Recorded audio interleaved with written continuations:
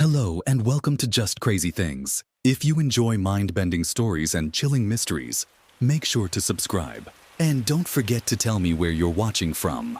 I hope you're ready for today's crazy tale.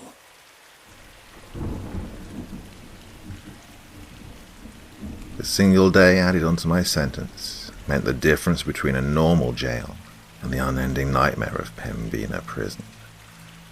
I was supposed to get 364 days. That was the deal. But the judge didn't like my attitude, whatever the hell that meant. So he made it 365. Boom. 1 year was the minimum for prison.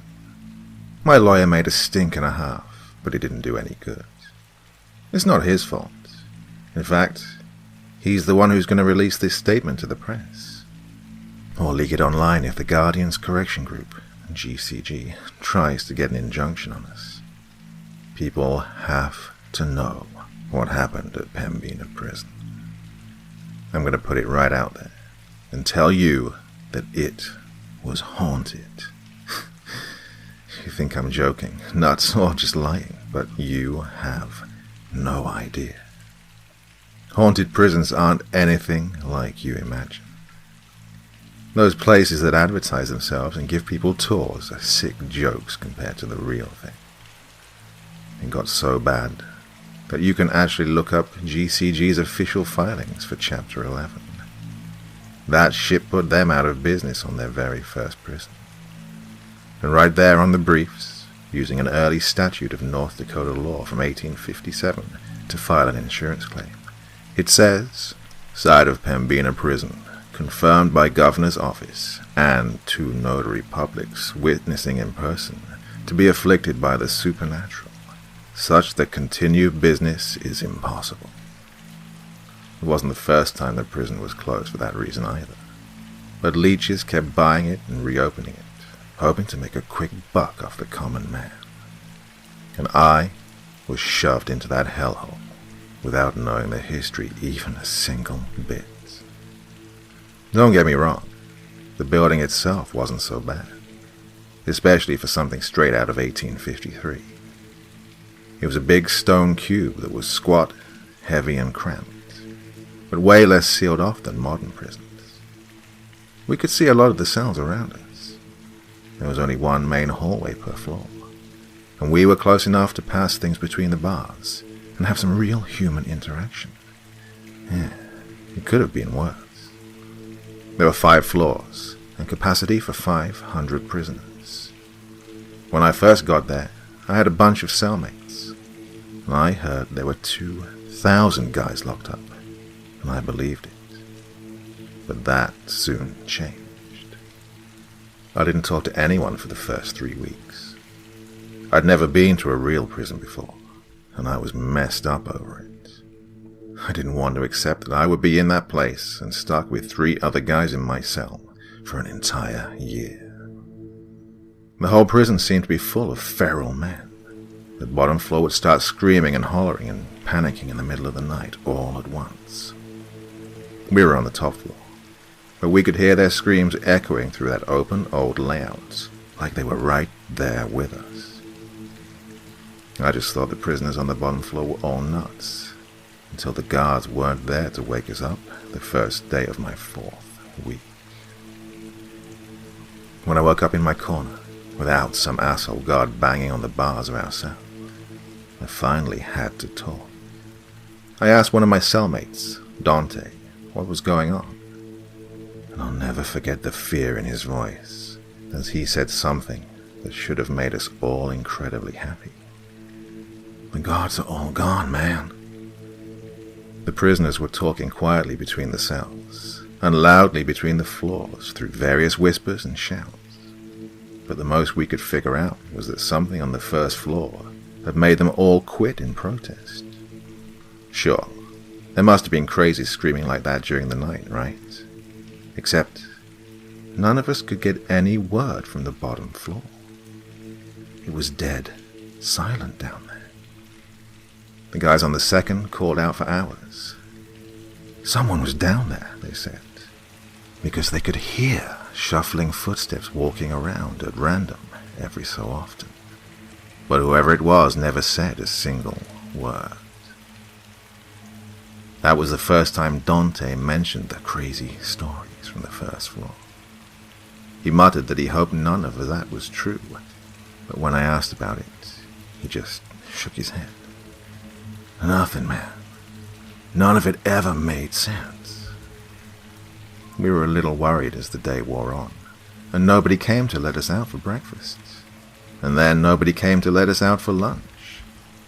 The time we usually got to spend outside in the yard came and went, and people began getting restless. In the cell to our left, Dante's friend Will began telling guys to pass the word, that we should all calm down and start sharing any food we'd hold away. I remember asking Dante, "Is it really that bad?" "Well, they've denied meals and yard time for a day or two before," he told me. But the other two guys in our cell didn't look convinced.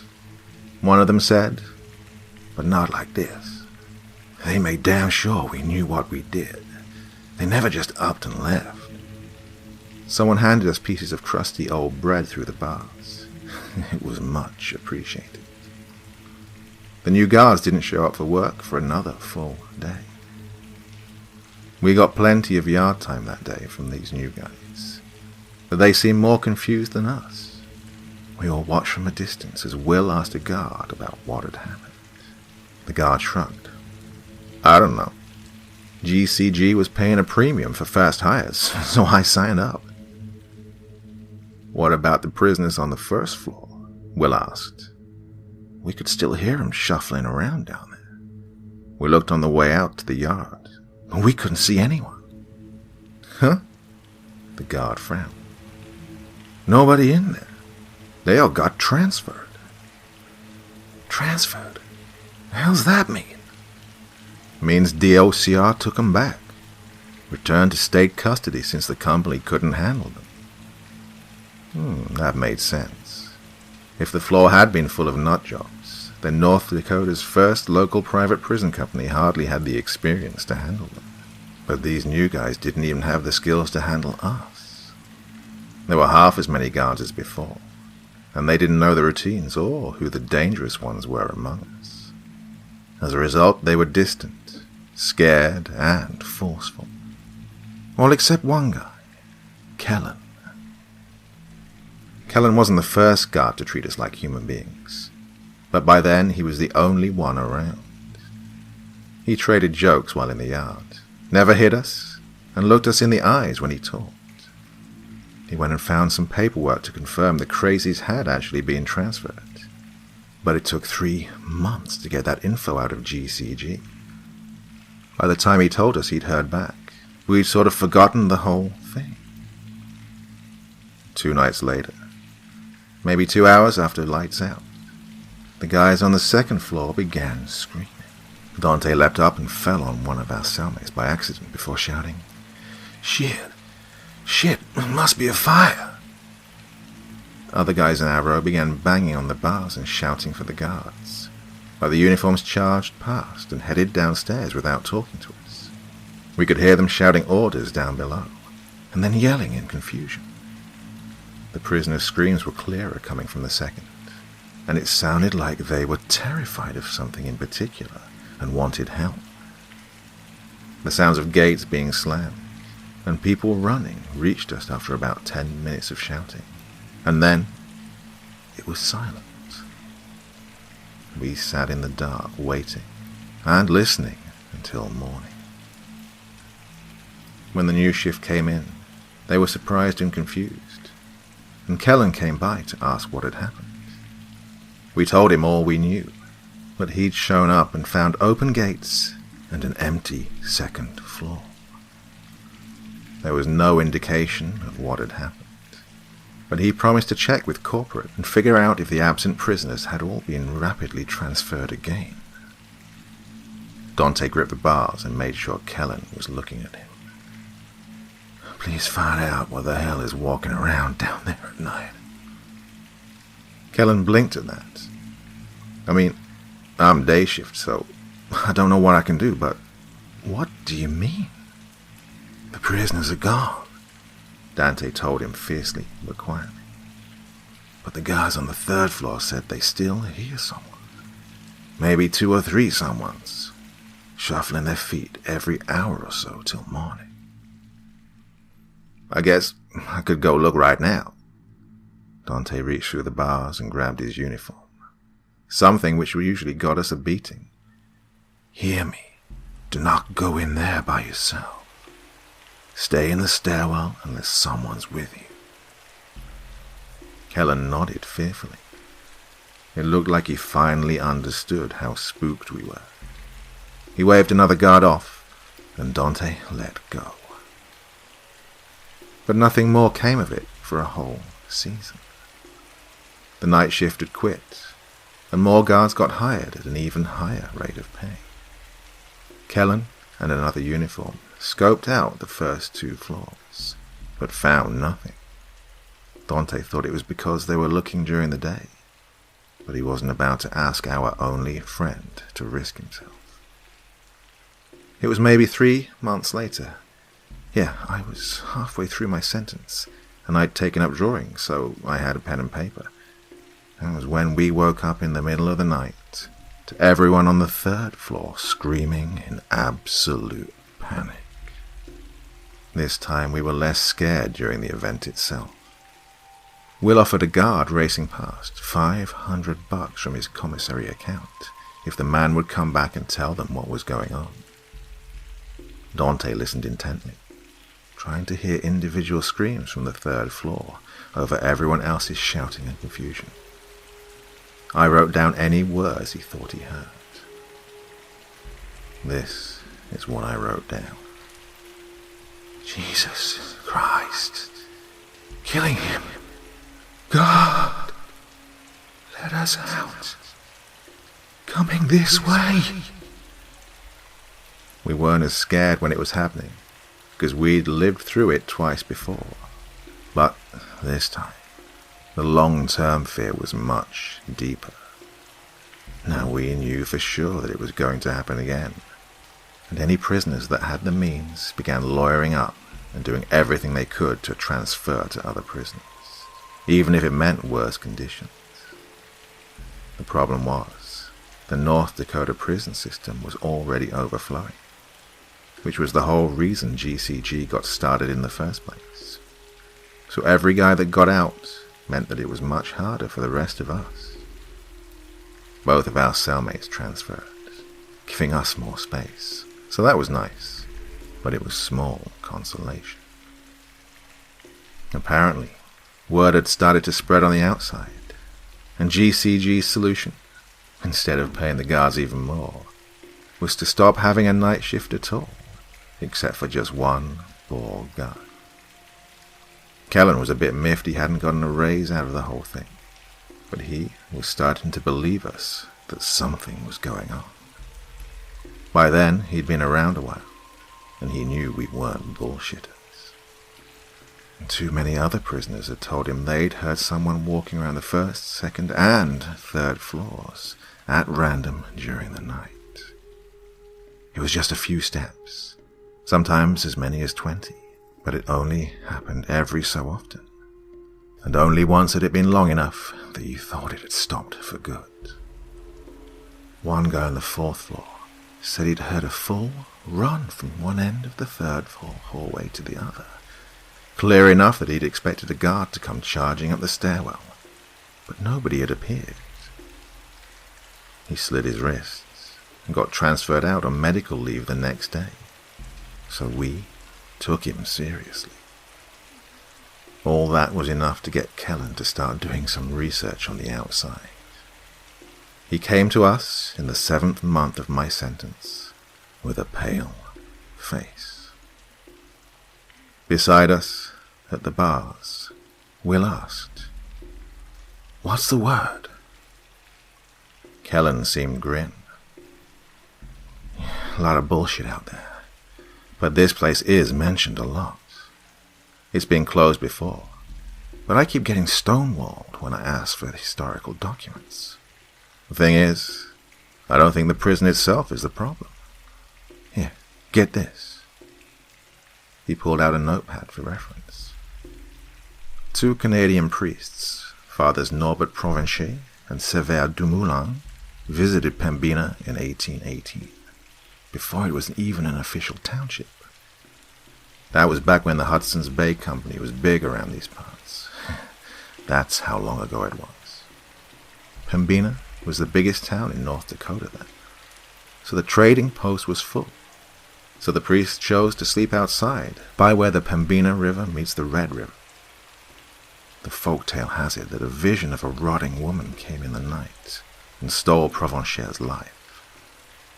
The two men bartered with her to split the remaining life between them, consigning both to live only 35 more years instead of the 70 Sever had left. Sever got an extra month and 20 days as a gift from his friend for his sacrifice. He paused, as if we might guess the obvious outcome.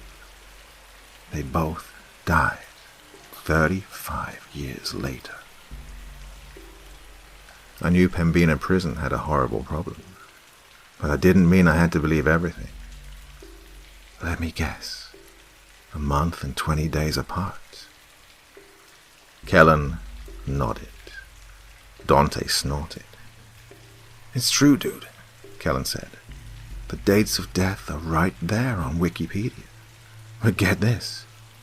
35 years later after 1818, made their death year 1853. The year this prison was built. And the place they camped that night? By the meeting of the rivers. I didn't know what it meant, but I was beginning to feel very uneasy. Yeah, it's right here, isn't it? He was dead serious. I think there's some shit here. Ancient shit. I asked a guy I know. He's got Chippewa relatives over at Turtle Mountain. They know the history of the Red River better than anyone else. He said his uncle told him to never sleep at the meeting of the Red River and the Pembina River. He said something lives here, under the ground, and awakens with the changing of the seasons. We were silent for a beat after that. It was folktale nonsense, but it was as good a theory as any. Whatever it was going to come back, and it wasn't friendly. Will talked to Kellen for another few minutes, but Dante was silent.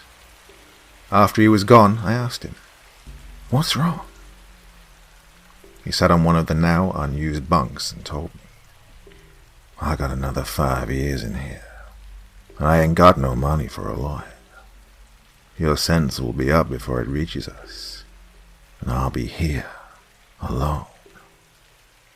Will it? There was no way to be sure.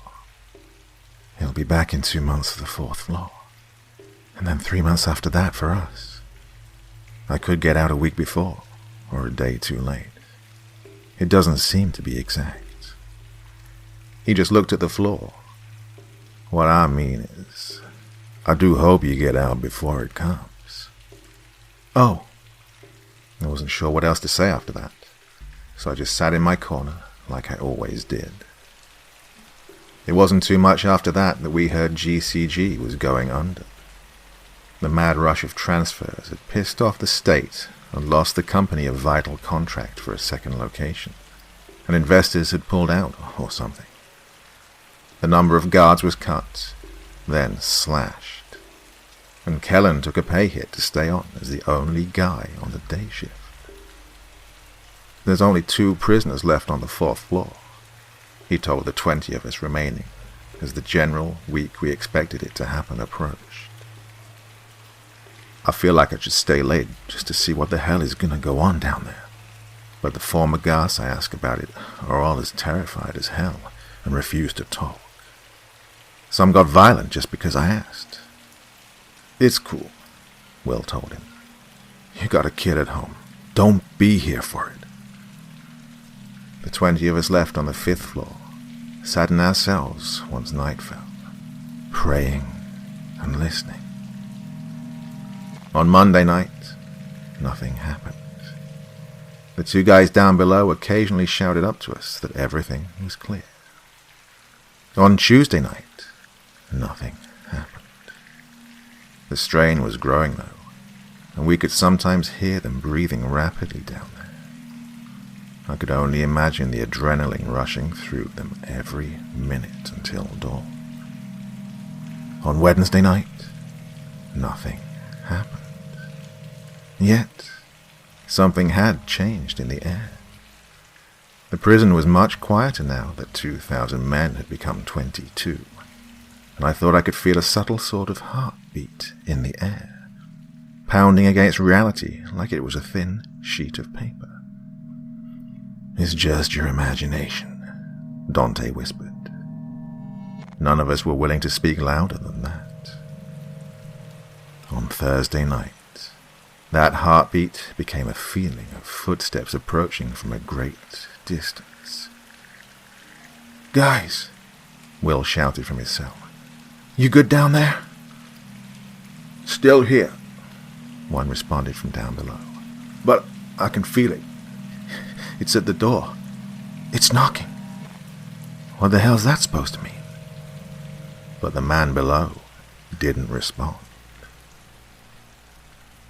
Friday night. That was the night it would happen. All day, the two guys on the fourth pulled and clanged on their bars, begging to be let out. Kellen was torn. After 2 hours of listening to that pleading, he came up with an idea and transferred both of them up to our floor.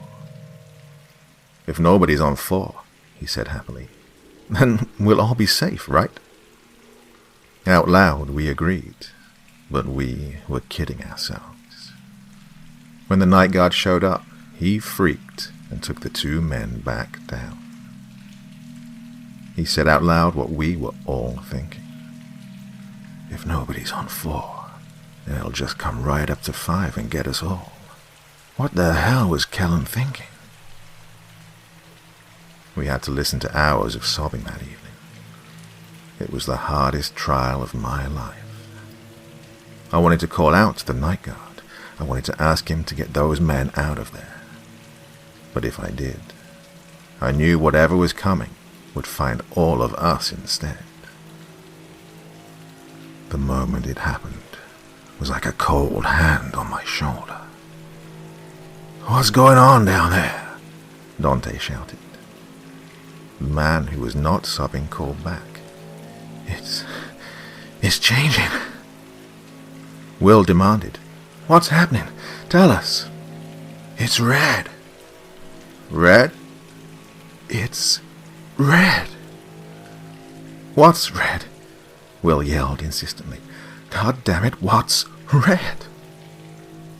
We stared down the hallway at the night guard, who stood listening with fear. The screaming began a few seconds later. This time, only 1 floor above, we could clearly hear their every word. The sobbing prisoner shrieked, "It's there!" The man who'd been communicating with us began incoherently raging with fear against his bars. And then, strangely, he stopped. The 20 of us clung to our bars, unable to help, unable to flee. Many of us cried, but we were otherwise silent, for to yell would have been to drown out the last words of the men below. But they were eerily quiet for nearly 2 hours. We waited in strained silence as random footsteps traversed the 4th floor every so often. What was happening?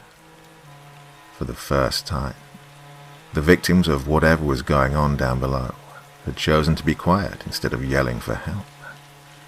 Why would that make things different? At long last, the sobbing man broke the silence.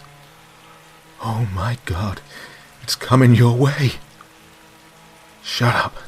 It'll see you. Distract it. Hit your bars." The sound of clanging echoed up the stairwell. The sobbing man said with terror, "It knows. It knows.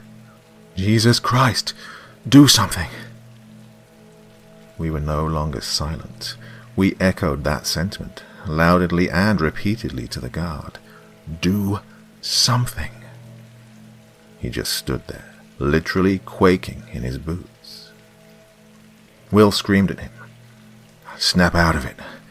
The other guards and prisoners got away. You can too. Whatever it is, it won't follow you if you let them out and leave." I shouted, "They're gonna die down there." Dante threw his shoe, and the impact finally snapped the man out of his terror. The guard ran to the stairwell and descended. The first thing we heard him say was a taken aback, "Mary, Mother of Christ." The sobbing man again, "Over here, for God's sake, let us out." The other prisoner wasn't talking for some reason. We could hear his gasping terror, but that too went quiet. Then we heard a buzzer, and all the gates on 4 slammed loudly open. The sounds of panting, running, and someone dragging something followed. The prison went silent. And just like that, we were alone again. The formerly crowded prison now felt terrifyingly large and empty, with only 20 of us and no guards. That night, the unmistakable sound of footsteps echoed from down below. I counted time as best I could. 40 minutes. Then someone took 3 steps out of a cell and into the hallway. An hour and 6 minutes. Someone ran 10 steps along the hallway and stopped abruptly. 28 minutes.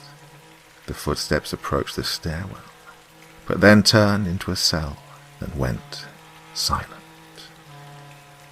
The thing was, whoever it was sounded barefoot, and the starting and stopping locations didn't match. Where they ended was often nowhere near where they began again later. By the time dawn came, we were scared into motionless, terrified silence. And it took Kellen's arrival for us to begin stirring again. With the GCG in bankruptcy court, we no longer had a night guard at all. If it came for us, there would be nobody to let us out of our cells like everyone else. We hardly talked. We hardly ate. Each passing day was a grain of sand falling through an hourglass, marking our executions. Our fellows began confessing to crimes they hadn't even committed, just to get transferred to Supermax out of state, the only option left. Well, that and suicide attempts. One by one, Kellen escorted or dragged guys out of our floor. 20 became 15, then 10. Then it was just me and Dante, with Will still in the cell to our left. The 3 of us and Kellen. 4 men waiting for doom. We sat playing cards in the weeks leading up to it. It would be 1 full year for me in that place, but I could swear I'd spent a lifetime in that cell. I couldn't think, couldn't remember life before, couldn't imagine surviving after. Every day, I prayed for a transfer to come in, but North Dakota had gotten sick of our shit, and the judges had stopped hearing cases from Pembina prison.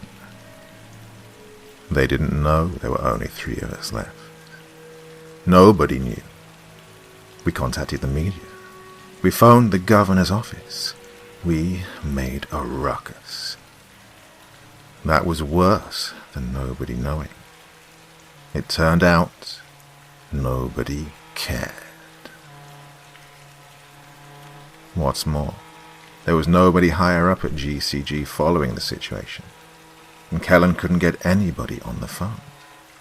Payroll, meaning just his paycheck, was being handled by a third-party disbursement company that couldn't answer questions about ongoing proceedings. The week approached. On Monday night, nothing happened. We were like statues in our cells, alone, waiting for a sign of the executioner's approach. When dawn came, we sighed and began moving again. Dante asked, "You get out Friday?" I nodded. If things went like before, I would be released the day of. As long as I left before sundown, I would be all right. On Tuesday night, nothing happened. 2 for 2. Just one more day. I sat through the darkness until... No. The feeling of the prison had changed around us. A subtle heartbeat seemed to pulse against our faces and ears and eyes. It had come a day earlier in the week than the last time. That morning, Will patted my arm as we both leaned out of the bars. "Sorry, man." Dante just shook his head angrily. I wasn't going to get out in time. On Wednesday night, the heartbeat became the sound of footsteps approaching from some unfathomable distance. I think I stood at the bars of our cell that entire day, fingers wrapped around metal, with force to match the tension in the air and in our minds. This couldn't happen. This wouldn't happen. My lawyer would walk in and tell me he'd gotten the judge's unfair edition of an extra day removed. One day. One goddamn day. Oh, even if I'd spent the whole year in this prison, one day still meant life or death. Let me out. Let me the hell out, for God's sake. But nobody cared, and nobody would listen. I'd like to tell you that Kellen stayed late that night. I'd like to tell you that when the entire floor began to glow red, the hallway, the cells, the stone itself, as whatever ungodly abomination in the earth began to wake upon the changing of the season, as distant footsteps became a traveller to the door of our minds. I'd like to tell you that Kellen was there and hit the button and opened the gates and let us all out.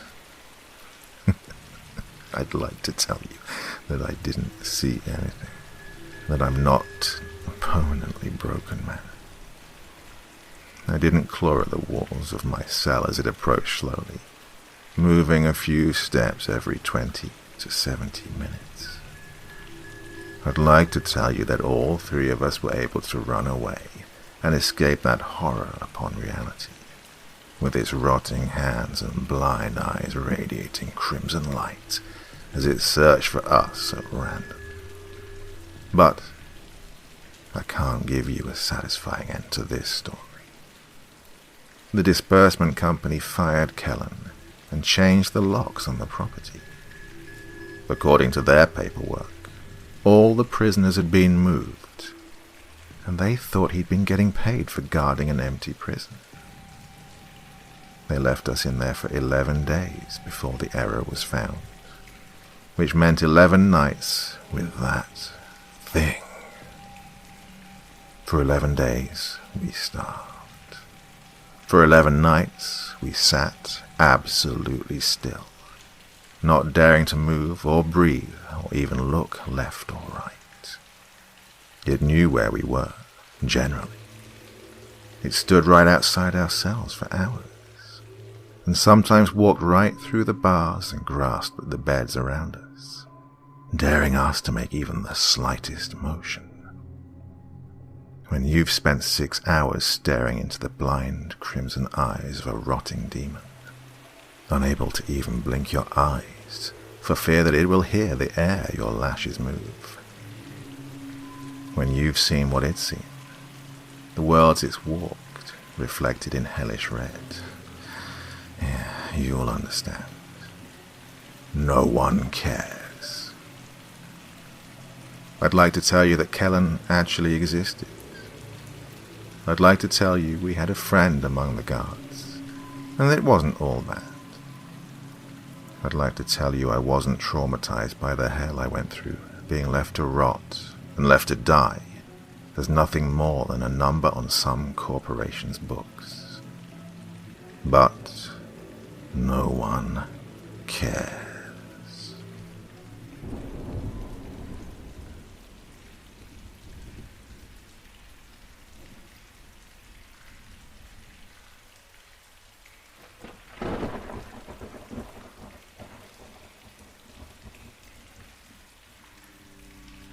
First entry.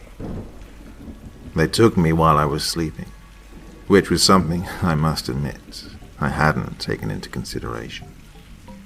As far as I knew, my location was secure.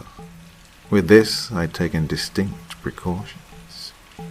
But they seemed to have been all for nothing. I took a silent pride in being the center of a media circus, displayed on every screen and billboard. There was no newspaper printed that didn't bear some bloody pseudonym assumed for me, and no one left their homes without the stories of the things I'd done playing about their heads. Of course, it was all unnecessary. I was not a bad man, though, I must admit, taking some liberties with the definition of a bad man.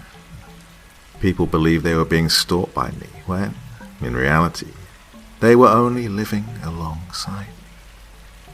This is a point I must stress. I never stalked anyone. I wouldn't take myself to such lows. I was indiscriminate, and perhaps that was the reason why I was so feared. People felt as if they were being stalked because being paranoid was the only safe thing to do.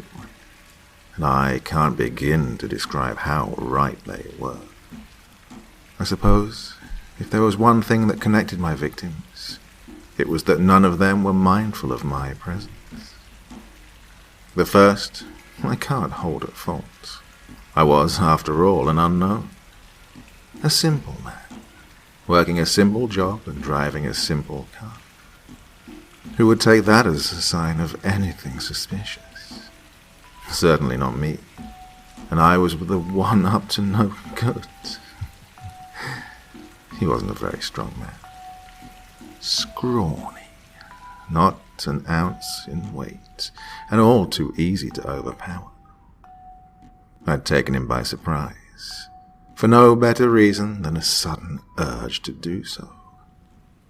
He didn't fight very hard, but then again, how could he? Before he even knew what was going on, I cracked his head against the wall, and in his confusion I'd taken him to the ground. Then, using the weapons nature provided, finished him off. Oh, he was a terrible sight to see after I'd finished. Weak bones shattered and fair skin pierced. I had to take that in, what I'd done. I forgot about that simple job and that simple car, and the simple man I was simply vanished, draining away in a clotted pool of blood and dirt. I'd stared at the lad, taken in his features, everything about that scene. It all stuck and clung, a miasma of filth that polluted my brain, though I didn't want it gone. I felt as if my simplicity was a lie, and this young man before me was a symbol of truth. I only killed twice more after him. Another man completely different to the first in all aspects. Different race, class, and so on. And a woman, though I don't remember much about the second man. Perhaps it was this, and the mere compulsion, that drove me to murder, that got me thrown in here. I'd found the woman on the street one night. She'd had too much to drink and was vomiting into a bush. Her friends, who saw her in this state, laughed and walked back to their party.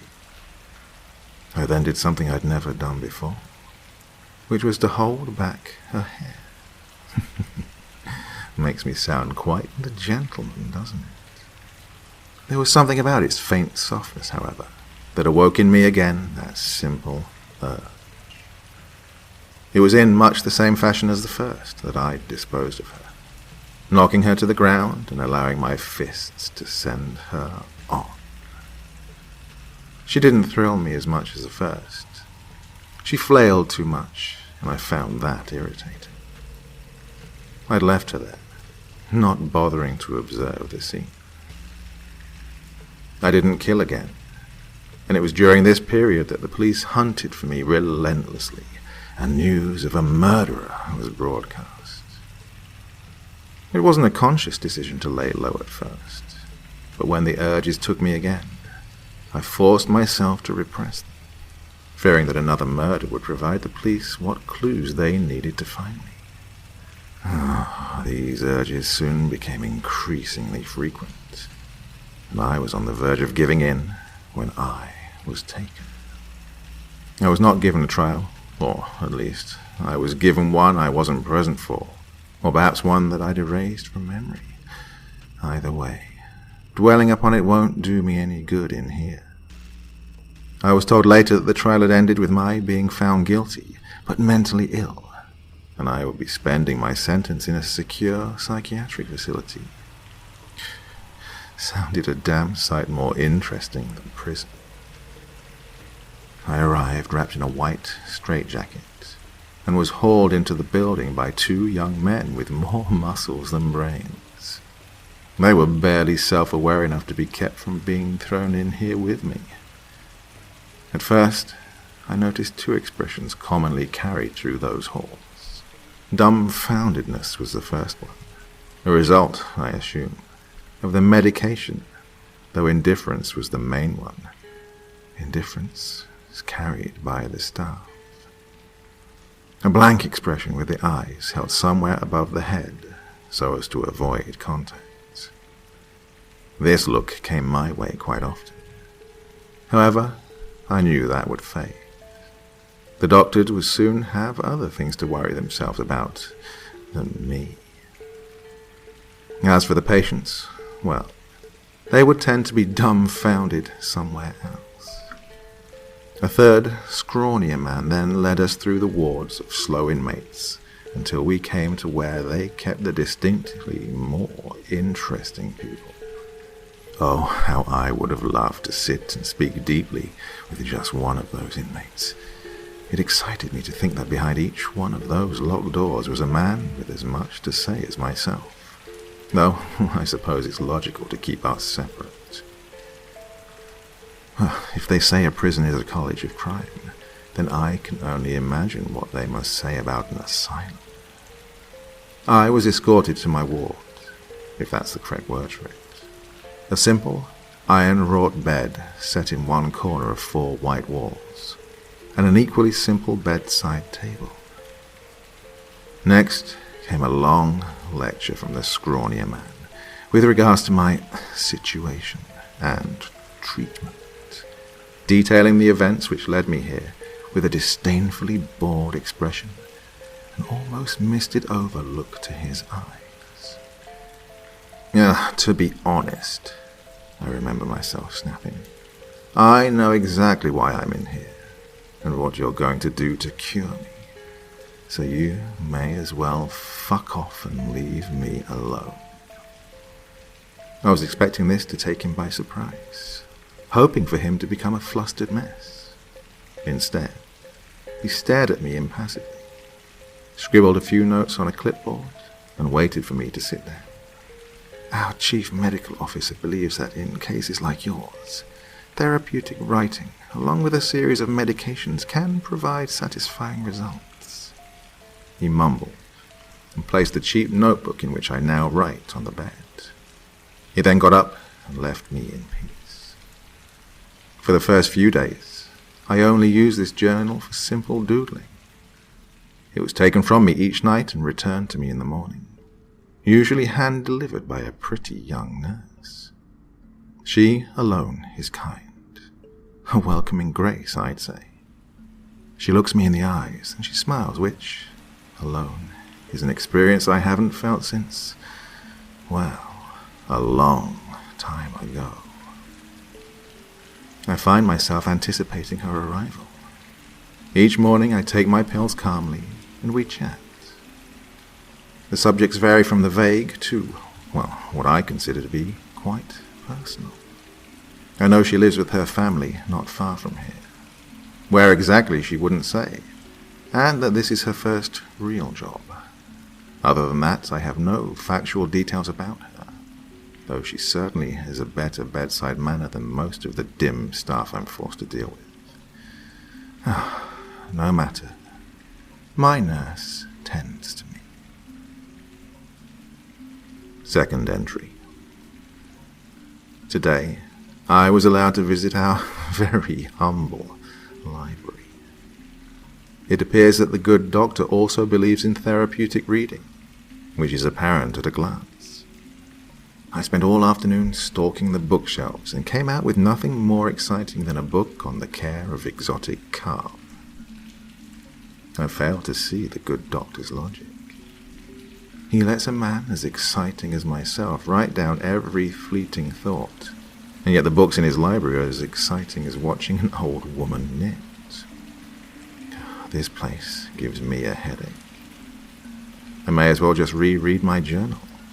I find I can be an incredibly interesting person when there's nothing better to hand. I was then quite surprised by a visit from the good doctor himself.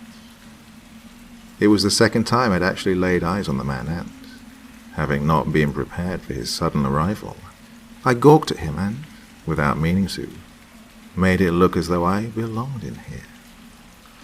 He then formally sat on my bed and laid a slim folder next to him. He had a kind face. That was something I hadn't observed before. Rather boyish in its way, with the slightest hint of a smile ever present. He shuffled through a few papers, and then he told me how happy he was. Allegedly, I was what he referred to as a model patient. I was spoken of with high regards by my nurse, and the staff who had the good fortune of meeting me were impressed, albeit somewhat surprised, by my cooperation. He then requested to look over my journal, though I could tell this was for show. The ums and ahs, attempting to hide a rather poor display of a man pretending to read. Of course, he'd seen its content before. There was no real need to appear to read it in front of me, except for to comment on how little I've written and how he'd like me to do it more often. There was then some talk about my medication, as there generally is whenever doctors are involved, and then he left with a courteous handshake. I was visited again by my nurse, who seemed to grow prettier with each passing night. She carried with her a usual tray, along with its assortment of pills, including 2 newer, harder-to-swallow ones. We then got to our usual chatting, which lasted until she realized there was somewhere, well, as she put it, not better, but where she was needed more. Then she too curtly left me to my own devices. Third entry. Unbelievable. Apparently my dear young nurse is not as attentive as she made out. Or maybe it is the hospital itself that refuses to let her see me. The day after my last entry, I was awoken by some fat gorilla of a woman who ripped the sheets from my bed and forced me into a lukewarm bath, where I was scrubbed down like a filthy dog. "Where is my nurse?" My own voice was a whimper, a surprisingly pathetic side effect, I presume, of her presence. "I'm your nurse now. Quit your whimpering." She spoke in a grunt befitting of her piggy face. The hulking wench dragged me back to my cell, and there I was left without so much as a sympathetic word. For a while, I just stared at the door. The memory of her touch made me cringe and retch. Who was this woman? And why was she bathing me? I'd never had to be bathed in my entire time here. I was always cooperative. Why did it feel like punishment? And the question that burned itself most in my mind Where was my nurse? Perhaps the fat pig ate her. I remember thinking and laughing at myself, but not in malice. No, I felt some kind of childish glee. The thought of a giant pig in a nurse's uniform made me cackle, made me cry until my lungs burned through lack of breath and my ribs ached. My childish glee, I'm sad to say, was brutally interrupted by a spiteful adult realization. This was something I shouldn't find funny. Comical, perhaps, but not, on my knees gasping through bursts of cackling, funny. Had I perhaps regressed, retained a child's sense of humor? Not being a psychological expert, I could only presume that lack of worthwhile stimulation could take a toll on my mental well-being. I heard the fat nurse's voice from behind my door, complaining to some mumbled voice about bringing me my medicine. Once again, realization dawned upon me. Why would I, a perfectly healthy man, require medicating? The only possibility had to be that it was to addle the brain, stir what they believed an unfocused mass of thoughts and radical emotions into something more controllable, ultimately simpler. But my mind had focus. They had nearly robbed me of it, but now I shall covet my sanity in this insane place. My mind will remain ever my own. The door was unlocked. I gasped as she fumbled in. In her hands was a small bag filled with pills. The door shut behind her. She seemed tall, taller than I remembered, her arms thicker, more muscled. My heart raced. It beat loudly in my ears, and with each slow step this nurse took towards me, it seemed to build louder and quicker. She threw the bag of medicine at me. "Take your meds." Each word was a cannon blast in my ears that subsided to a numb ringing. My eyes watered. I saw the nurse's disgusted face through blurred eyes. I remember her saying something spiteful, and then something snapped. I rushed her, knocking her to the floor, and, before I knew what I was doing, I'd sunken my teeth into her flesh. I must confess I had not focused as much on the details as I would have preferred, but I cannot describe what satisfaction came from her piggy squeals, nor, for that matter, what it's like to lose oneself completely in another's suffering. I was liberated, empowered. The confines of my cell were at last my domain, and I was myself again. I only came to my senses when I was dragged away from this nurse. There was time enough to savor the taste of her blood before I was drugged and a dark fog clouded my vision. Fourth entry. Finally, I have been returned to my ward, and my journal has, at long last, been returned to me. It seemed a quaint gesture at first, but being apart from it for so long has proven its use as a therapeutic tool. I had to humiliate myself and beg to have it back. I felt like a dog doing tricks for treats. As I came into this place, my mind was sharp and my thoughts organized, though my actions may have contradicted the fact. But this place drives me further and further towards the barbarism of the man they perceived. Convinced that the medication is designed to make me slow, I've been refusing to take it, which, in itself, is challenging enough to occupy my mind. At first, I decided there were two ways in which this could be accomplished: silent or blatant refusal. Having pondered it for no significant amount of time, I came to the conclusion that I was not the sort to sneak about, and that blatant refusal was more my cup of tea. I took large amounts of satisfaction at the sight of those strange nurses trying to pry my mouth open, and it was only under threat of lobotomy from the good doctor himself that I gave in. I feel the medication continuing to take its toll on me. There is now a tremble in my left hand that I am convinced was not there before, though every member of staff I've interrogated tells me my hands have trembled for as long as they've known me. Nothing but bullshit. Too many times now, I've caught myself laughing or weeping over nothing, giving rise to vast anger at this realization. It's not helped by the fact that my nurse has still not visited me, and after I was certain she would come when she heard of my recent misgivings. It was, I'll admit, something to focus on, her returning. Though certainly no God-fearing man, I can't help but feel that praying for her return would be the best thing to do.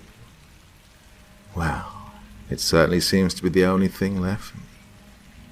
Not one staff member has given me a decent response as to her whereabouts, and when asked to relay a message, they simply say, she thinks it's cute you miss her. Needless to say, this pisses me off.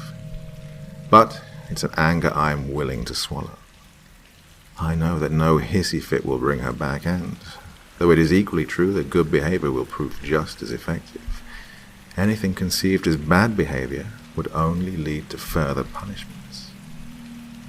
Perhaps, if she doesn't return soon, I will act out again. Oh, but that would be very petty of me indeed. 5th entry.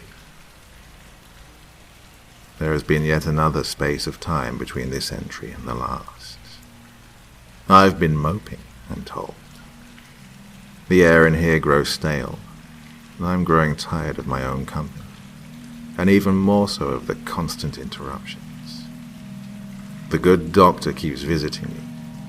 Each time he looks over my journal and smiles.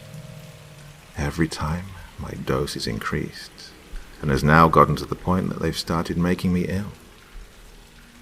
A few times when he's visited, he's been unable to read my journal, as I have only screamed and cried at him, clutching it to my chest like a baby. On the odd occasion the door was left open, and I ran. I only made it as far as the hall, but compared to the cramped cell I'd been living in, it felt so open. I felt like I could breathe. I stretched my arms out wide and cackled when I saw the wall was more than a few steps away. Of course, I was taken back to my cell, the good doctor smiling and taking me by the hand. I didn't want to go back, but there was something in his voice that I felt I couldn't disagree with, and I let him lead me. That night, I slumped into my bed, and with the memory of the hall, I happily went to sleep. 6th entry.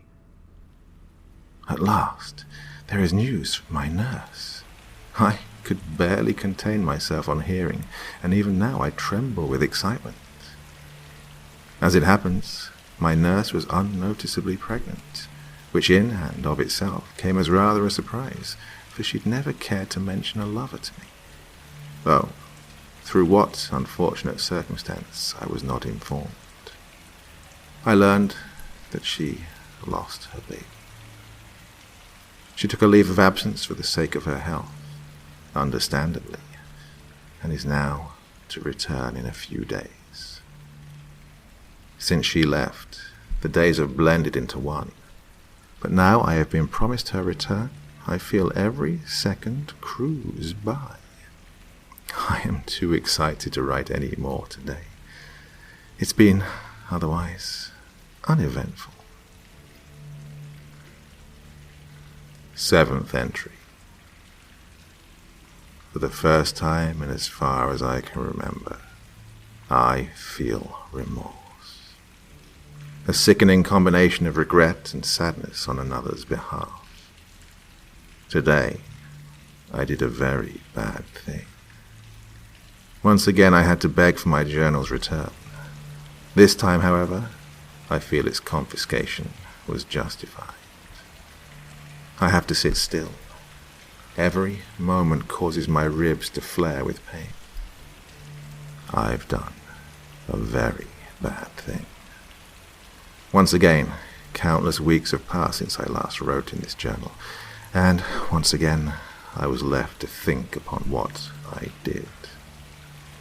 I had taken my pills that morning, and I can remember that in lieu of the usual heavy sadness that I had come to associate with my medication, I experienced overwhelming happiness, and I was set into uncontrollable fits of childish laughter. It was only when I remembered this feeling from the day I assaulted the piggish nurse that I recalled my earlier suspicions. I was stupid for letting them go unchecked, and weak for allowing the doctors to coerce me into taking them. Instantly, a combination of nervousness and stress raked my gut and twisted until I felt sick. I wrung myself ragged at that point, pacing my ward for hours, feeling a constant blend of worry and excitement, followed by the irrational, euphoric laughter. I didn't want to hurt my nurse, yet with every dragging second, I could feel my hold over my own actions slipping as another fought for control. I knew she would be here soon, and once again my heart beat loudly in my ears as I sat and waited for her. At last, voices approached my door, and it was as if time had stiffened. There came footsteps that echoed like steady cannon fire, and a morbid rattling of chains that cut through my skull as the key was turned and clunked in its lock. Though I know that, in reality, the door was flung open and my nurse burst into the room expecting me to welcome her. In my eyes, I saw the door slowly creak open and my nurse stalk into the room. There was a pulsing sensation behind my eyes, and it was as if somebody rapidly flicked the lights on and off. One moment I saw my nurse and the room was as white and glaring as ever, and the next I saw some haggard crone bent over and extending a gnarled claw of a hand towards me. The flashes began to pulse quicker. I could not discern reality from hallucination. I bit down upon my lips, and blood flowed freely into my mouth. I looked up to see the gnarled talon above me, and I cried out. The crone's arms enshrouded me, and I allowed the straight-thinking part of my brain to slip, and my body to lash out wildly. I recall my fist catching her jaw with some force, knocking her to the ground. In my intoxicated state, I leaped on top of her like some savage, and I began to cause her as much harm as I could. It wasn't like the last time, where I'd only sunken my teeth into flesh. This time I hammered blows upon her jaw until it cracked, and clawed at her face until it shred. I ripped her hair from her scalp, and I tried to gouge her eyes from her head. Still, reality and hallucination were blurred into one indiscernible mess, and incredible waves of euphoria clenched at my guts. The blood on my hands recalled memories of when I was a free man, and the sheer sense of once again living awoke me to how dead my life had become. I felt no shame as the guards ripped me off her, only a numb satisfaction as their boots broke my ribs. For punishment, there was nothing they could do save for confiscate my journal, and once again confine me to solitary. It was the good doctor himself who returned my journal to me, though I was certain they would deem it unwise to give me anything as pointy as a pencil.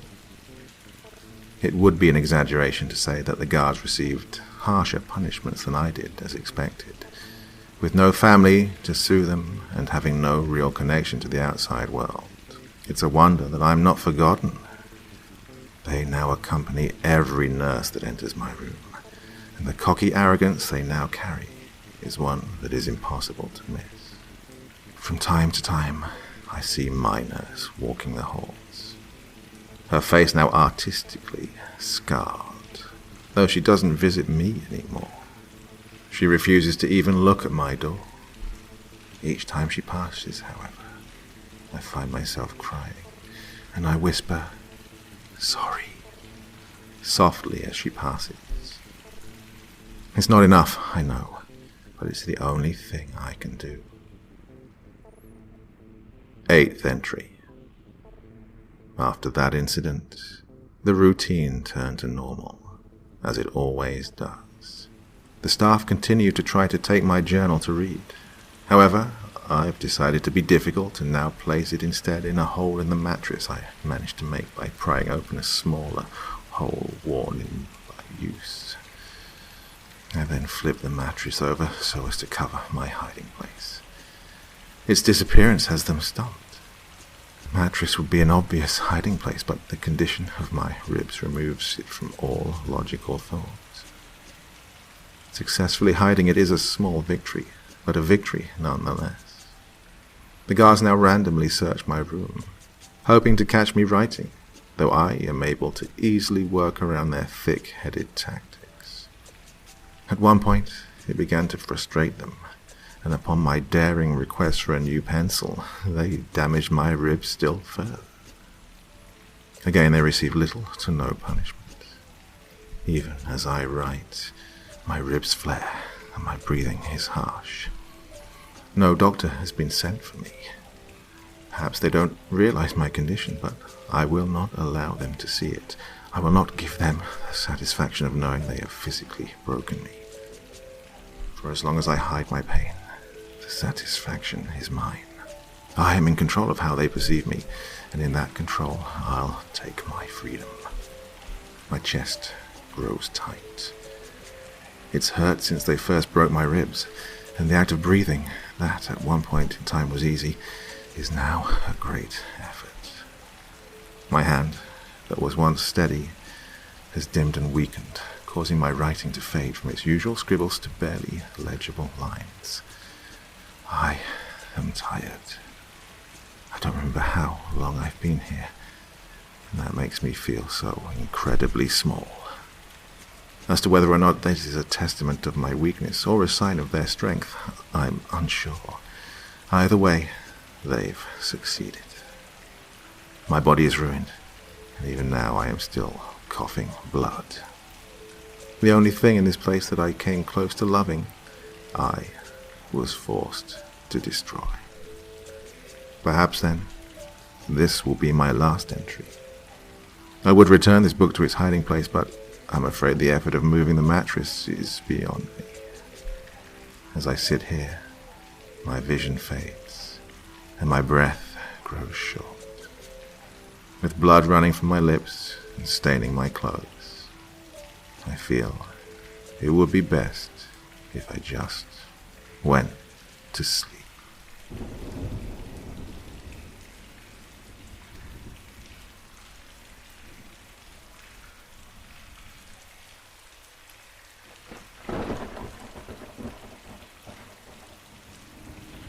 I hate it here. Granted, I deserve it. I'm currently locked down behind massive concrete walls and solid steel doors in a maximum security penitentiary. I was locked up for what feels like a lifetime ago now. I earned it. I did. Every second I rot here is justice, but that doesn't change the fact that I hate it. Oh, it's cold here. I have a single concrete cot and toilet. My clothes itch and are too thin to keep any chills out. The walls are grey with a sickly green tint due to the dull, swamp-like tile that sends a grossly coloured glow into the room, reflecting the buzzing fluorescent light above me. The door is thick and unmoving. They paint it the same shade of sickly green as the floor. I assume it's lead-based to save on cost. Maybe if I lick it enough times, well, maybe I can kill enough brain cells to forget I'm here. I have no roommate, as many don't who are perceived as extreme risks. Thankfully, I can still have some time outside and shower without being entirely supervised. more than I can say for many in here. My only commodity is my toilet paper and my journal. I earn the journal through much work and good behavior. The pencil I write with is dull and has no eraser, like a golfer would use to keep scorecards. I'm allowed 4 hours per day with it, between breakfast and lunch. I receive the journal and pencil with my meal, and return it in kind. If the pencil has any pieces missing, or there are any extensive tears in the pages, then I will lose it for the following day. And so I comply. I comply so I may have some mild comfort in this concrete cage in which I slowly die. Again, I definitely earned it. But that doesn't change the fact that prison is hell. I earned my place here because I killed people. I killed many people. I killed 20 people to be exact. Oof. This is the first time I've actually written that down. I beat the cannibal's number, which for some reason gave me a sense of accomplishment. However, what gave me more satisfaction was the evenness of the number. 20. 2, 0. 20. 20. 2, 0. 2, 0. 2, 0. 20. Even and smooth. My compulsion made it this way. 21 would have made getting arrested a living hell. 15 would have been okay, but 20 was much cleaner. Increments of 5. Always increments of 5. Sometimes during a shopping trip I would grab a stick of gum so as to have 20 or 10 or 30 items even. However, in the case of the killings it was much more intense. The problem was the itch I felt in between. I was a gnawing pain in my mind from 1 to 4 and 6 to 9. The itch was not as bad during 5s, but 10s were the best. However, that number will eventually attract attention. The number is partially what got me caught, but I had to scratch the itch, so to speak. It made me empathize with vampires in the old horror stories, the sensation of aching thirst that cannot be quenched. It is nightmarish. The same remained true for my age, 40. I finished at 40, which made me content. I hated not having an even age.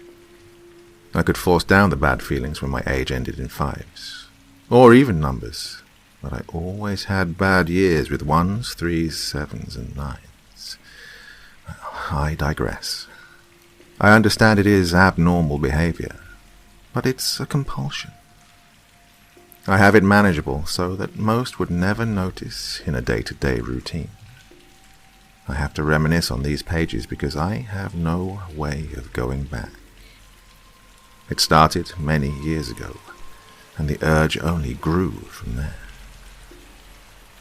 The first time I killed was interesting. I should have felt the need to immediately kill again, as I did in later years, but I didn't. They say mental illness worsens with age. I guess that's what kept me from acting again so soon, but I'm not sure. The first time I killed was pretty lackluster. I was walking home from school through the woods where very few kids were bold enough to cross. While walking, I stumbled upon a man. He was clearly injured, and even at the age of 12 I knew he had little time left. He sat, holding his side, panting in labored breaths. He didn't see me yet. From my vantage point I could see a long, white bone jutting from his leg, which tells me the pain from what his ribs were doing was worse than that of a broken leg. Well, that he was just in shock. Far above this section of woods was a road, and from what I could see, a vehicle burst through the railing. The wrecked vehicle, a '69 Chevy C20 truck, lay decimated some 40 feet below the roadway in the brush and rocks. I remember this truck because I wound up purchasing one many, many years later in a secret nostalgia for myself. Either way, the driver had pulled himself from the wreckage and crawled in agony upwards of 50 feet to the nearest tree, where his strength was slowly failing him. I remember seeing a large shard of metal which had been ripped from the side of the truck, and picking it up. I walked slowly to the man, who reached pitifully towards me for help. I slowly shoved the sharp edge of the metal into the man's throat, and watched as blood began to spurt from the wound and his mouth. He gargled like a drowning sow on his own blood, and after a time he ceased all movement, forever. It was a rush of which I cannot explain. The excitement of ending a human life is next to none. I was content for a fleeting moment. I stared at the body for some time before taking a bloody shred of his pant leg that was hanging by a thread. I just wanted to have a keepsake. That was my first kill. I was never caught, nor even suspected. Growing up in the mountains of the South allowed much privacy, and it allowed me to get away with murder. As time grew, so did the feeling of power and accomplishment. I felt like God. No one even knew I was the way I was. I would never be a suspect, because I knew to hide. I hid well, because I knew how to hide. From the time I was a boy, I knew how to blend in. Sometimes it was a challenge because of my appearance, but I learned a simple skill: how to hide in plain sight. I was able to work hard in the background. I made good grades and maintained very few close friendships throughout school, so no one would discover anything about me. However, I made sure everyone had a nice thing to say about me. Carrying groceries, helping kids with studying, always using manners. I graduated in the upper ranks of my class and soon attended the local college. After I'd earned a degree in business, I worked hard where I could and raised enough money to buy my own rig. I worked by riding the highways as a trucker for years and eventually bought 2 more rigs. By 35, I was a respectable business owner in my old town, with a dispatch and a few drivers. I obviously still drove, even as the owner, because it kept me close to my only real passion. I hid well in plain sight because white people love a black man. In a town of 90% white and 10% other, I learned to blend despite being a minority. Learn to talk like them. Learn to walk like them. And you can manipulate them into whatever you want. I hate them. Not white people. All people.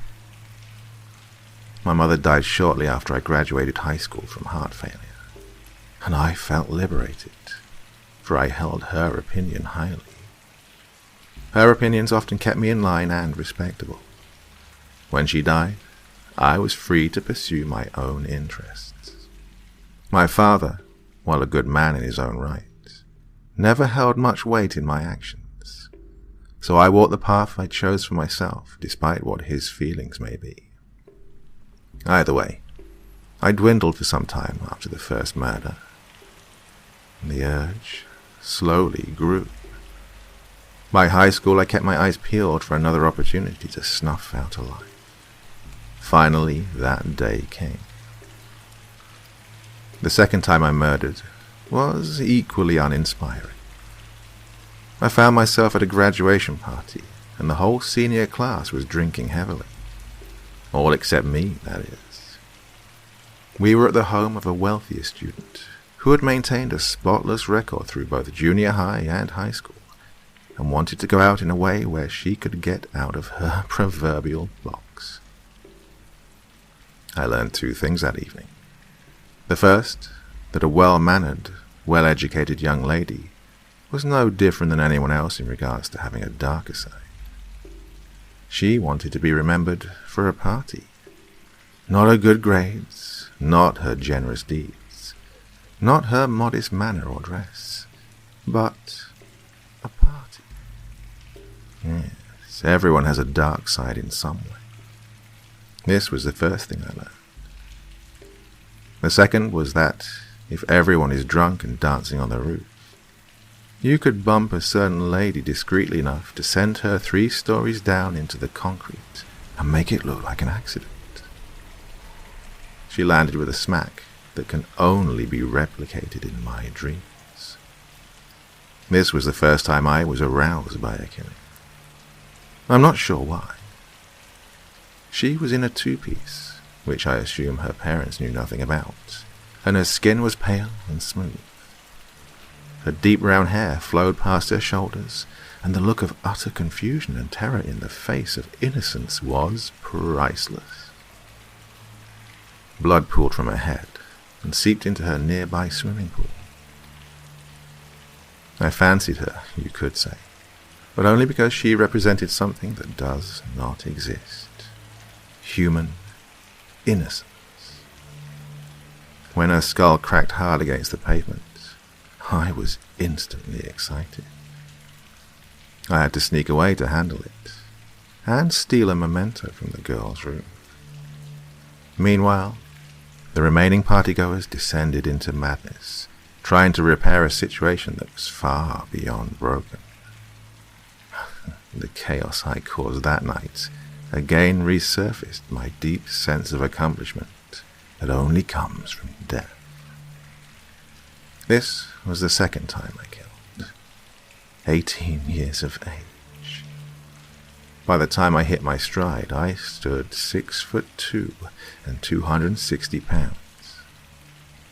I'd always enjoyed lifting weights and working towards my overall health. Yes, a fat predator is a bad predator. I maintained this level of fitness for most of my adult life. I had to in order to pursue my passion. Of course, things would have a way of catching up with me. I was incarcerated with an unfortunate mountain of evidence. I wouldn't say I covered every base perfectly to ensure not getting caught, but I felt like I was careful enough. I guess not in hindsight. I remember the day I was arrested.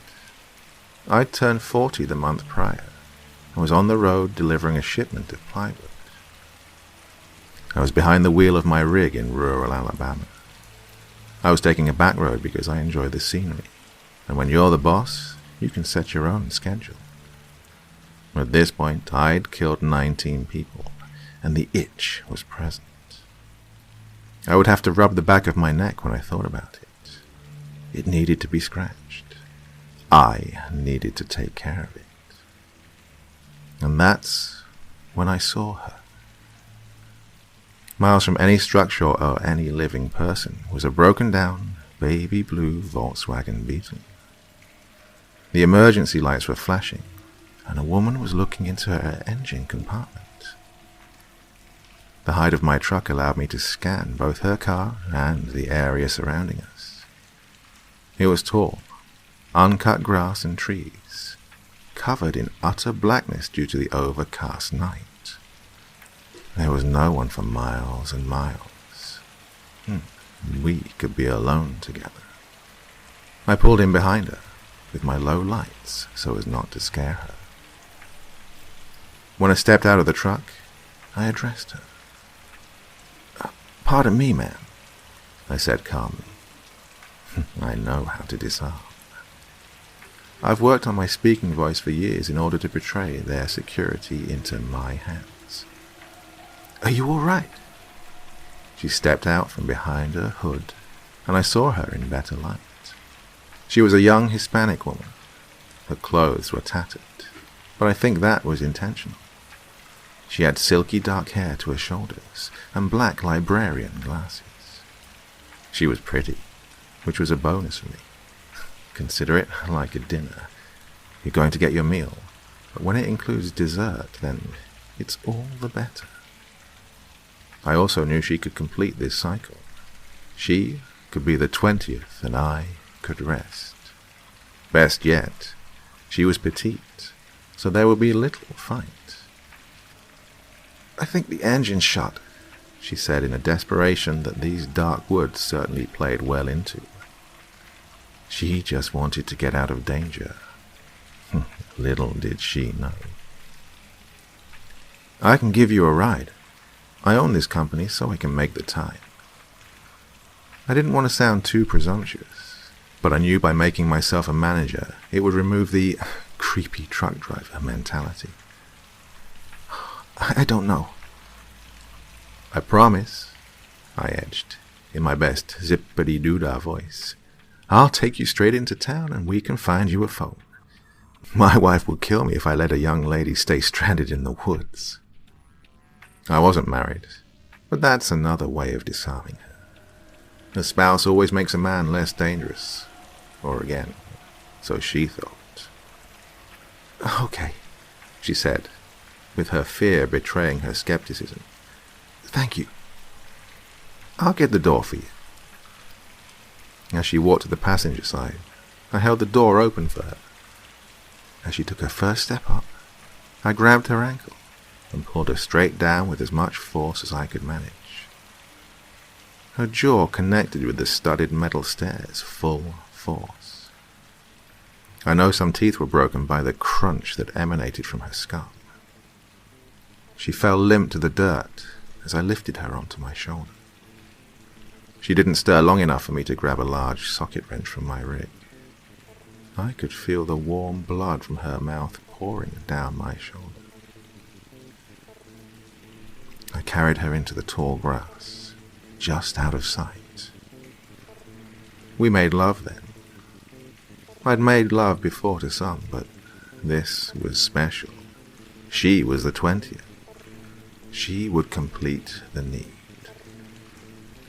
Halfway through, she began to wake and struggle, and from there I had to act. I took the socket wrench and began to hit her.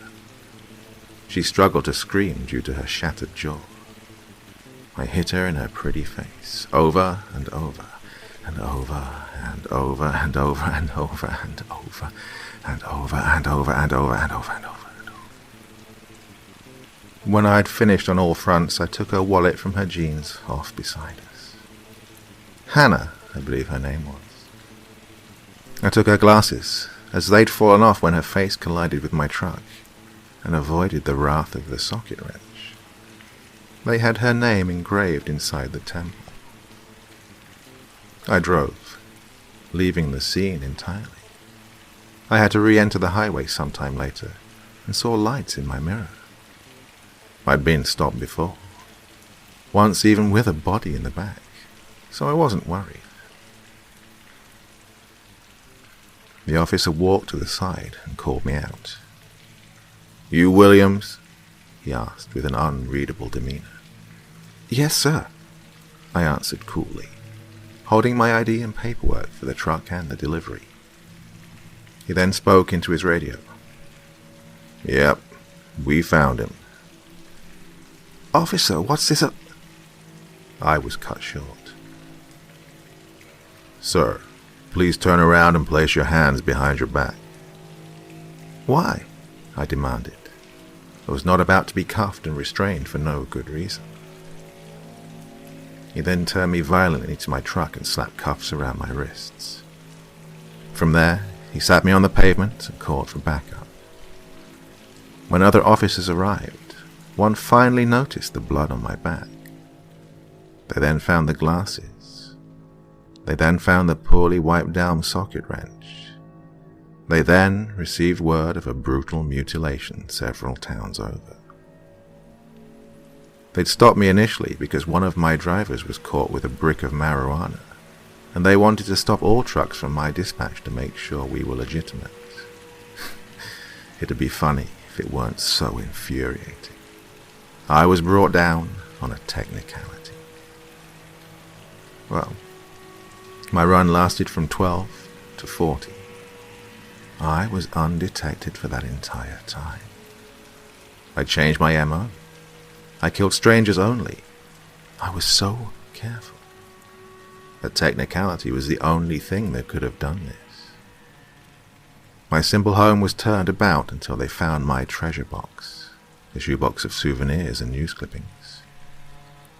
From there, it was easy to put me at every single murder.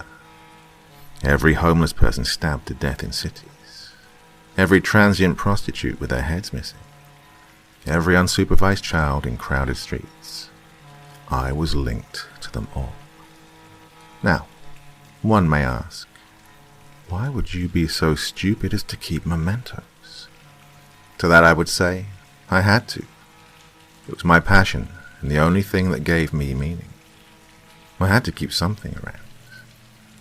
They were the only memories I could have of those times. Like I first wrote, I deserve to be in prison, but I don't regret in the slightest what I've done. The trial was grueling and irritating. Since I killed across state lines, there were arguments as to where to have my trial. It became a federal issue, which only meant more bureaucracy. My lawyer explained many of the killings will be circumstantial at best, but just as many have my now connected DNA to the scene and are going to be nearly impossible to deny. I decided to throw in the towel. The media was out for blood. The public was out for blood, and the jury was out for blood. I had my fill, so now it was time to pay the favor forward. There was no way to avoid a life sentence, so I may as well come clean and get the chance to regale the tales of my exploits to a room of terrified jurors and family members burning with hatred. Despite the difficulties of finding some evidence of murders, I was still convicted for 18 of the 20. However, I was punished for them all regardless. The day of sentencing, I stood still and stoic before the judge. I could feel the eyes of all those present attempting to sear me, but failing. The judge looked down at me and rambled on about my cruelties and resentment for man. The entire time he droned, I stood with the thought that the death penalty was illegal in this state. It was utterly satisfying to know the uproarious crowds calling for my head when the law wouldn't allow it. I snapped out of it when he got to the sentence. Seeing as how the death penalty is illegal in this state, I can only do the most with that in light. I hereby sentence you to 1001 life sentences. He was being melodramatic. Not in history had there been such an absurd sentence. What's worse, the number was uneven, meaning the rest of my life I would have to say 1001 when discussing my sentence. He knew this. My demeanor slightly shaken, I asked the judge, "Why 1001? The courtroom was silent. The families, friends, and juries looked at me with contempt. But that didn't matter then, even less now. The judge leaned over his podium. He smiled with a smugness that still boils my blood, and he calmly replied, "To torment you." And that's how I got where I am now. I don't interact with the other inmates or the guards. I just mind my business as best I can. I don't like to think about my sentence because it makes me itch. Similar to when you haven't paid a certain bill but don't have the funds. It's a wincing mental discomfort.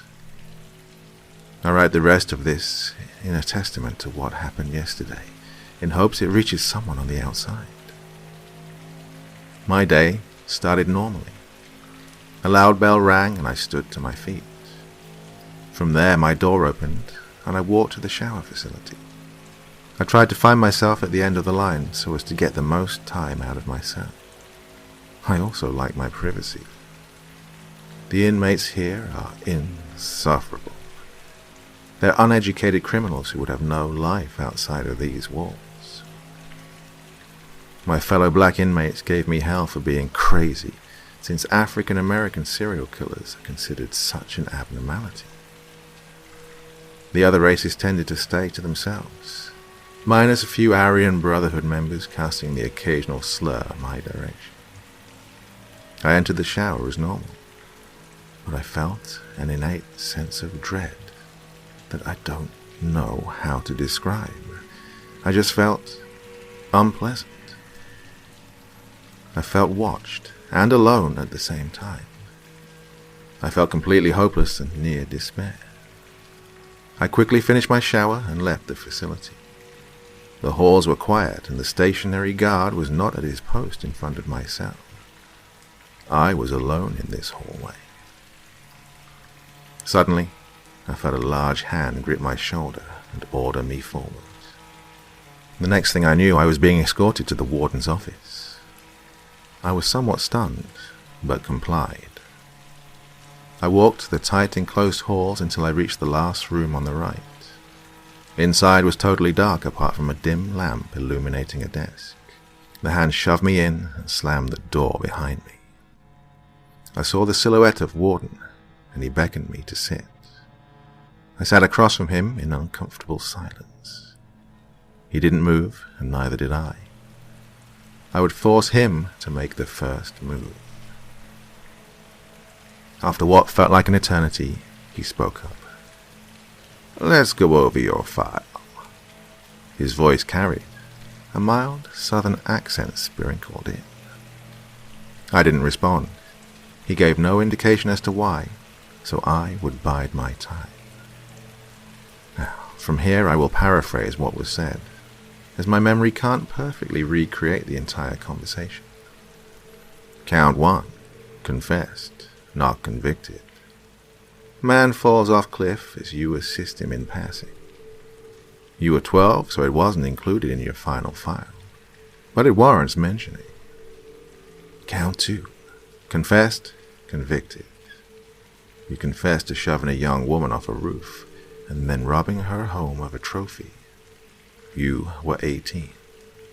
Count 3, confessed, convicted. Homeless man near your college. You stabbed him and cut out a tooth. You were 20. Count 4, confessed, not convicted. You claimed to have shot a prostitute in Texas. The souvenir you took could not link you to the crime, and she had no family. You were 24. Not convicted, but you know what you did. Counts 5 through 9. Confessed, convicted on all counts. You killed 5 lot lizards before changing your MO. That was smart. They were all strangled and you kept a lock of hair. Left them on the highway. Count 10. Confessed, convicted. You took a lost 12-year-old and drowned him. You kept his retainer. You were doing well in life by this point, but murder still cold, didn't it? Count 11. Confessed, convicted. This one was special, wasn't she? That gas station employee you stalked for a while. Followed her home and broke in. Took your time and did it right. She broke your perfect streak, and you were going to make her pay right. Kept her locket as a token of your affection. Count 12. Confessed, convicted. You took a young man from your local club in Missouri. Strangled him the moment the door was closed. Chopped him up and kept his teeth. Counts 13 through 17. Confessed, convicted on all counts. The hitchhiker phase. Here it seems you just wanted to close the gap. You got sloppy. Left a lot of evidence behind. I guess because they were vagrants, it wouldn't have mattered. Count 18. Confessed, convicted. You killed a housewife in Florida. You were on vacation at the time. You spotted her and just had to do something. Waiting until her husband left and had yourself a time. Another rape and strangling. You took her blood-soaked necklace. Count 19. Confessed, convicted. You saw a jogger one morning and followed in your truck. When you knew their routine, you waited in the bushes until he passed. You killed him with a hammer and took one of his shoes. Count 20. Confessed, convicted. The one that brought you down. You couldn't resist her.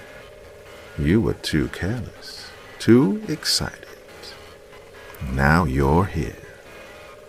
You took her glasses, bashed her head in, and assaulted her. He took a deep breath, and his outline sat back.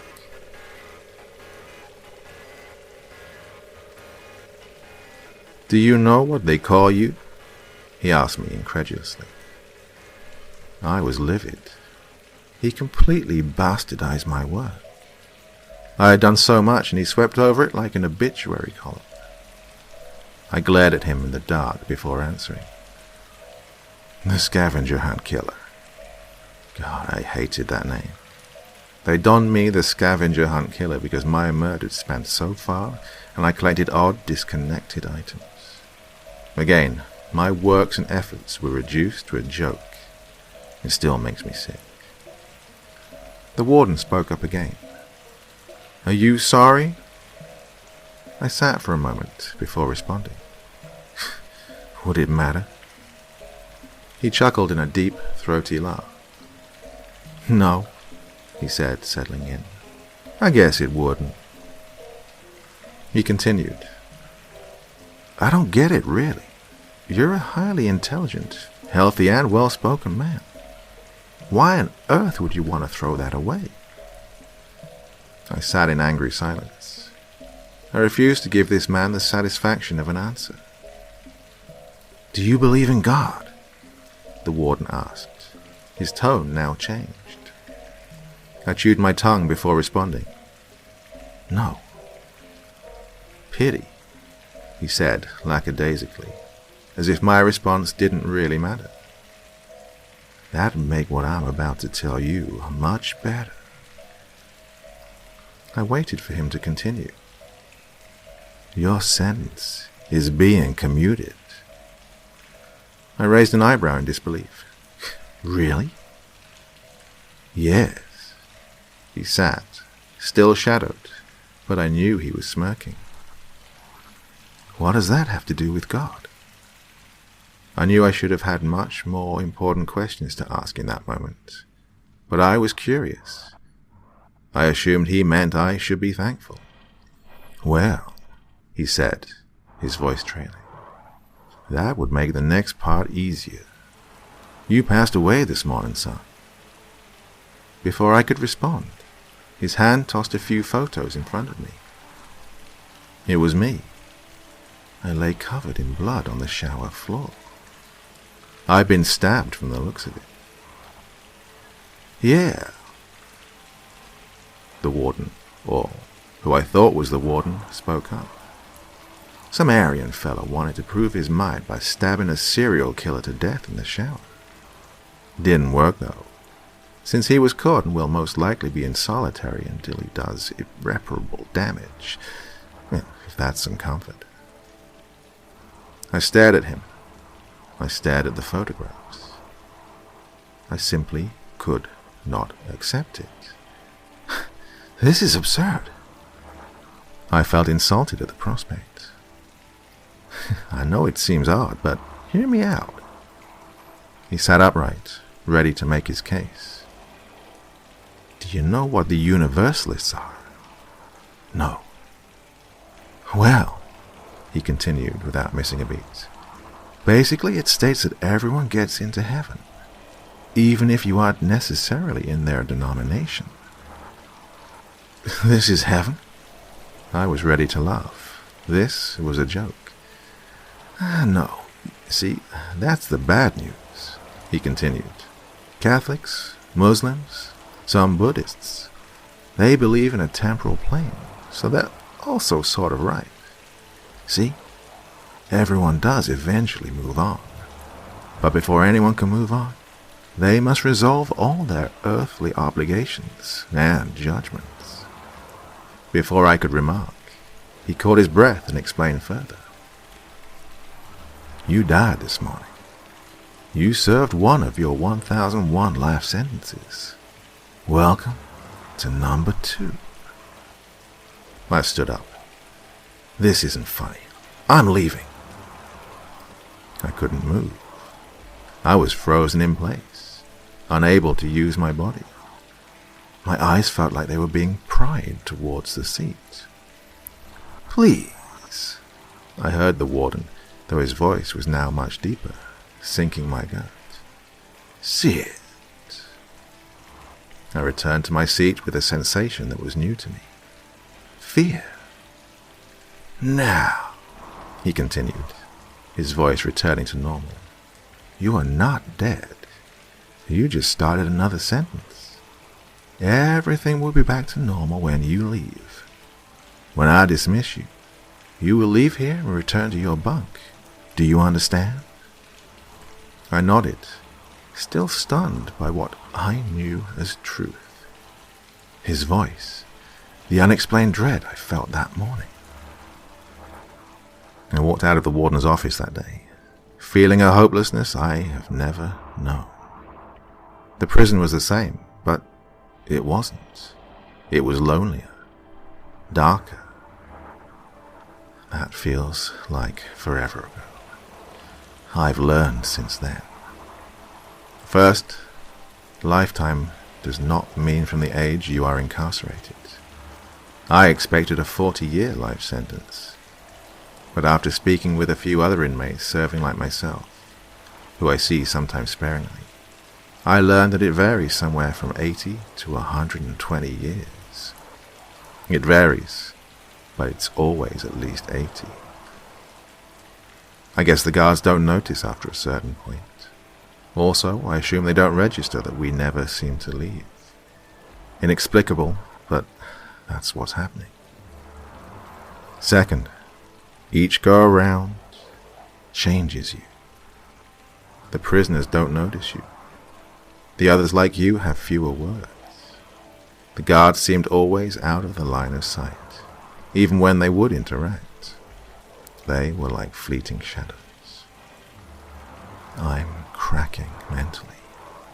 I will walk into the showers and see someone shaving, even speak with him at length.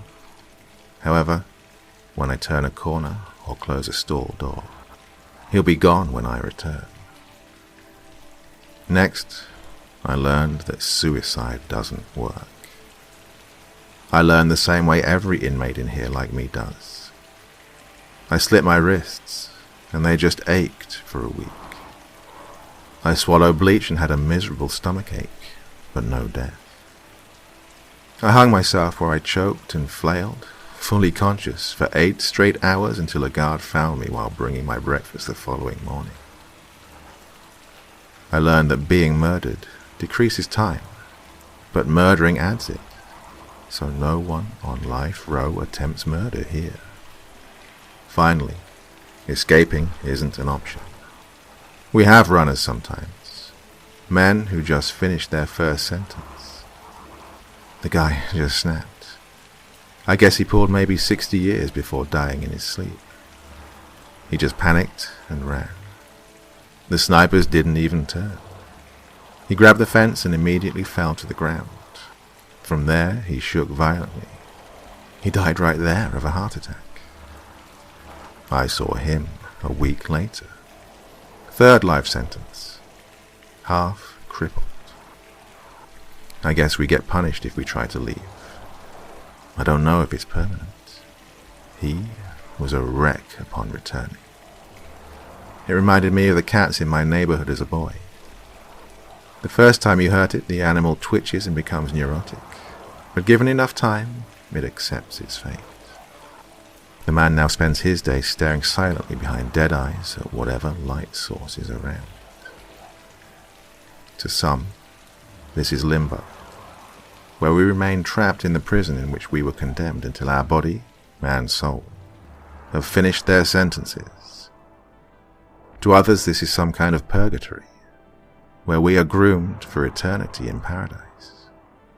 Either way, we are forced to remain, forced to live until we pay our dues, never truly dying.